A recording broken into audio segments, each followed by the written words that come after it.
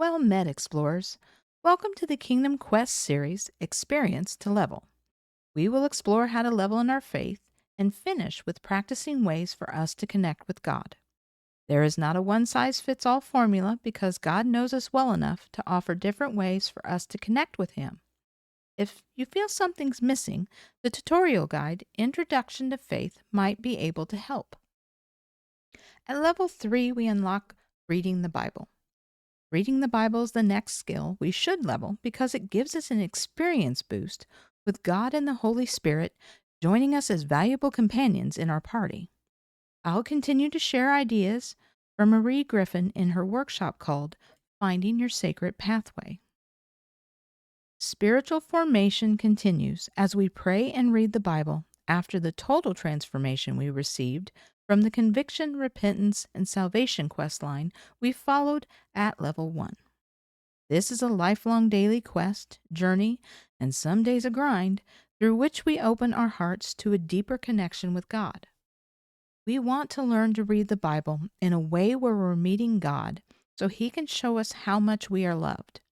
Not to learn to do things or manage our behavior, because over time, these will become a result of letting God love us as He changes our hearts to be more like Christ. Lectio Divina is Latin for divine reading. Divine reading is a traditional practice of scripture reading that treats the Bible not as a text to be picked apart, but as a way God reveals more to us each time we read it. God is inviting us into a conversation with Him. Journaling is a powerful way to record what God says and how we respond. We were taught to read the Bible for information, not formation. Lectio Divina invites us to spend time with the Scripture so we can untangle our faith, find clarity in our confusion, and wonder how to apply what God tells us to our lives. God wants us to discover this for ourselves by seeking Him. Putting this into practice calls for a slow, careful focus on Scripture through meditation and prayer while allowing a word, sentence, or verse to capture our full attention. Lectio Divina in practice is explained by Jan in her book, Meeting God in Scripture. First, we read the passage 3 times, even out loud. Then meditate and notice what stands out. We trust that it's the prompting of the Holy Spirit, and when the passage is a story, we can use our imagination to visualize what's happening. We then can respond to what God is saying to us and what we heard. We ask questions like, what is God inviting us to? Rest is next, which is being present with God. Notice how this has affected us, and if we are invited to take some action that embodies the truth of what we learned or a different way of living something out from what we've read.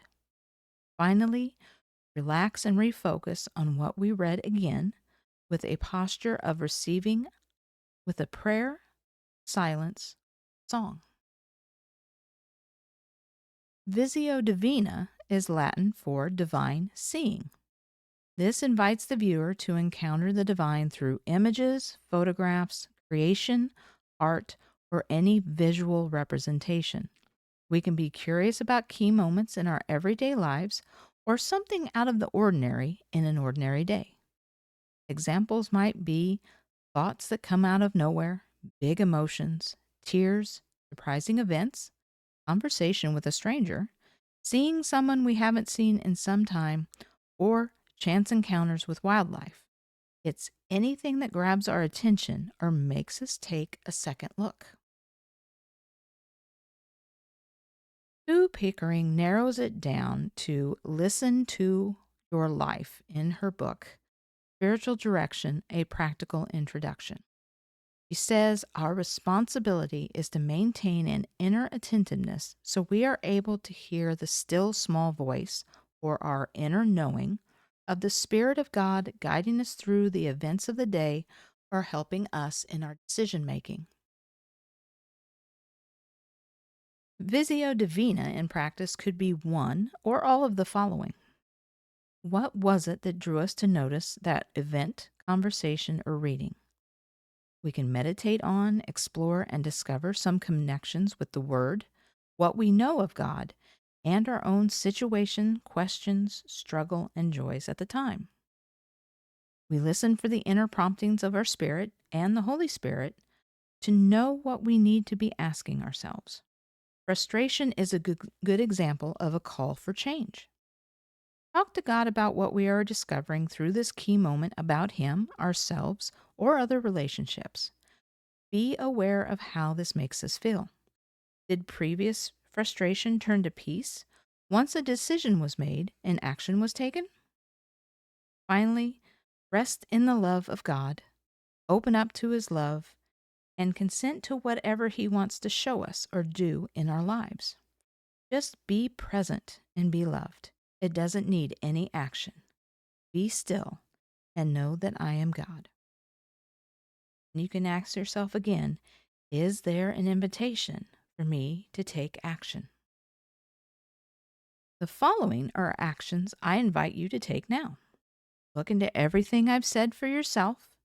Read the Bible daily. See what works on a daily basis for you for that experience boost. And ask the Holy Spirit to guide you. He's there to guide all of us in each quest along our path. If you're comfortable, please share your questions and thoughts in the comments. As we seek the kingdom and share this quest, each and every one of you are always welcome.